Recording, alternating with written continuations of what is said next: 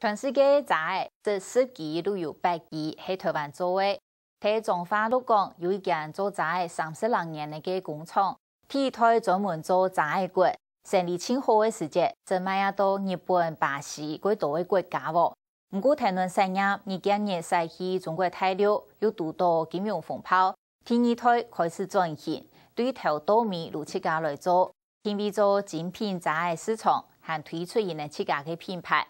頭家用總理子喺屏東行業，為做到強化品牌嘅形象，3年前開始推出用甲嘅客家元素嘅文創雜，而家第3台也來聽數。上個嗰邊大家講不講，雜佢唔得錢，凊彩買到優惠嘅想法，而同雜變做時尚精品。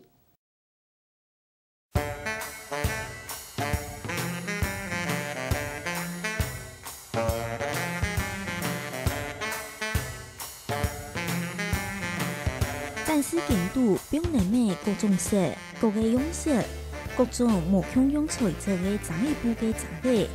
要搭配嘅雜老一般太米蟲、潮爽、雜炭咩嘢都冇共用。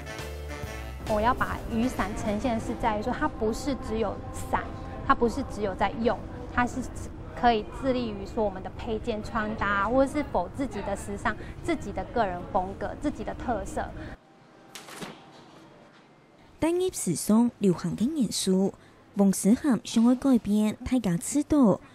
雜不過就係吸普通嘅東西，強調原來雜也做得係有品牌、有文化嘅。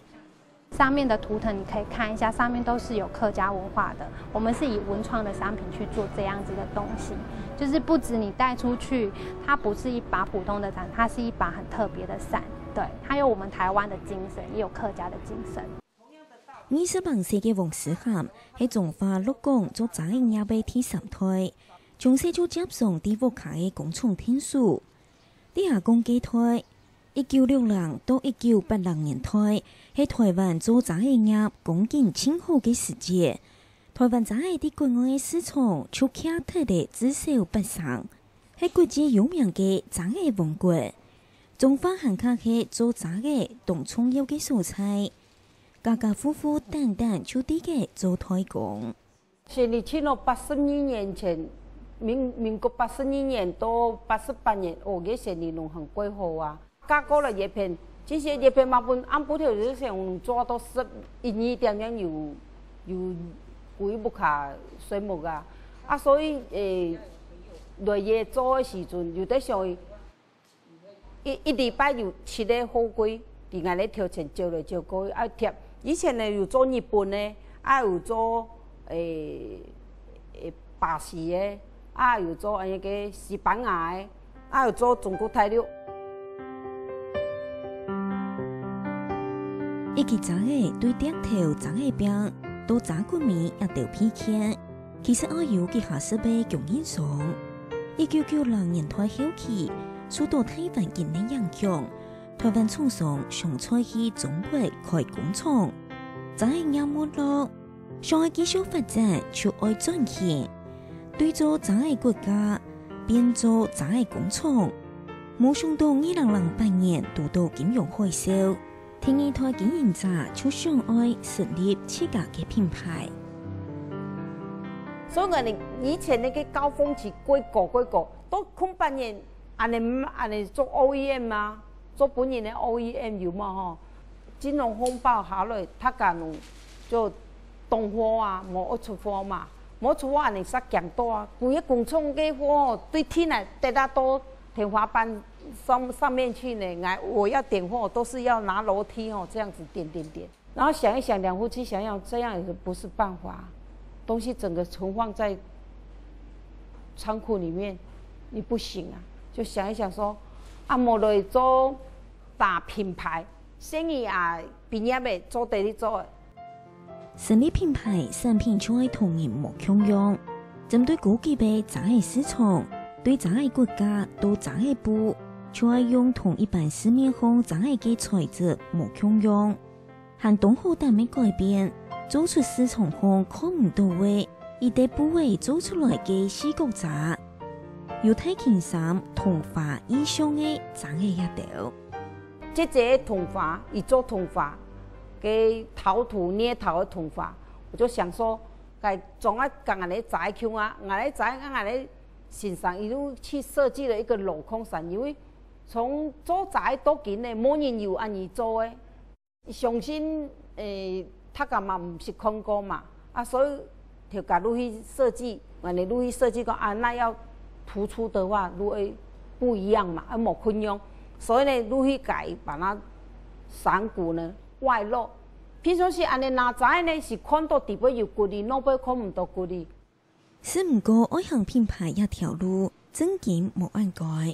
无论是内部的开发设计方，也是对外外卖，就拄到的一道嘅问题。刚开始跟第二代的有很多的磨合，因为第二代他们是致力于做伞这部分，设计归设计，设计不代表说能够做出一把伞，全部满版的伞，可能全部都是很跳色的颜色，有很多不同的颜色，但是在执行上面来说，第二代的爸爸可能会觉得说这个不能够做，因为它执行上会有困难。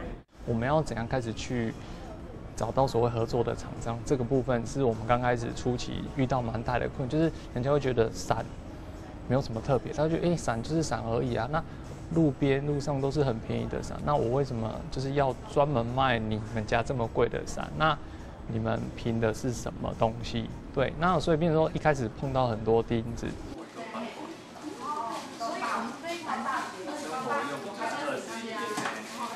遇到问题就想办法解决。6礼拜一摆的小组会议，讨论新产品的设计方向，针对消费者的意见做改进也到。就会也东向西刺嘅态度，短短1年内，门市总会对一类做多为5个。你如何去以一个消费者的立场去想你的品牌的东西、品牌性跟你的执行力在哪里？比方说这样的商品，你推展出去，客人的接受度如何？这都是你每天都要想的。价位、价值跟它的品质，乃至于到事后维修的部分。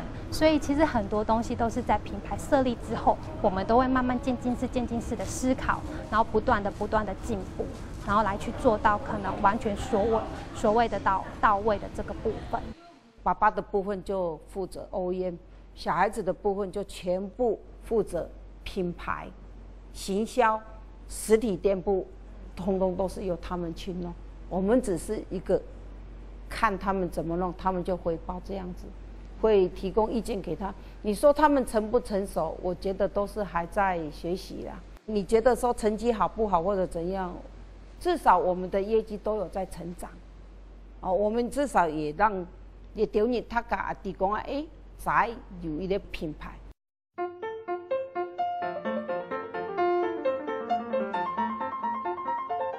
经过3多年的传统做茶的工厂，对他讲都推展品牌。